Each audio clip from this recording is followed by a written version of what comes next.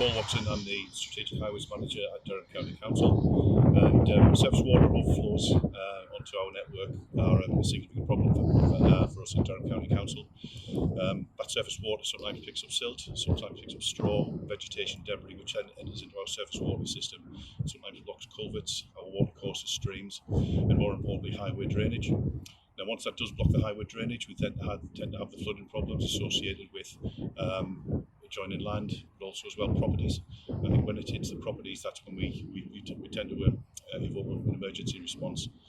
We've got a lot of gangs who work in County Durham who do routine maintenance on our surface water systems, and once we're notified of a flood where there's property at risk or the highways at risk, then we bring those gangs in. Now, sometimes the gangs can cost approximately £2,000 a day by the time you take into account the operatives, the vehicles, the CCTV, in order to address the problem.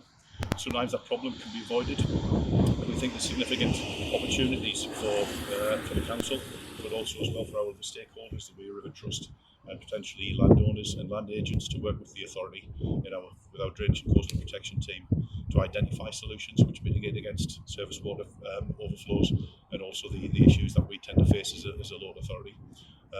Predominantly when we are addressing flood problems, it is down to a lot of traffic management out, and there is occasions where we do have to close roads.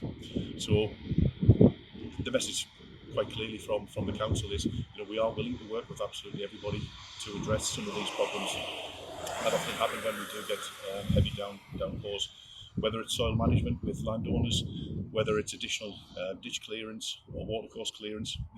We have the authority, and we also have the staff and the equipment to mitigate against a lot of those risks. So I say the message is very, very clear from the County Council. We're happy to work with all stakeholders.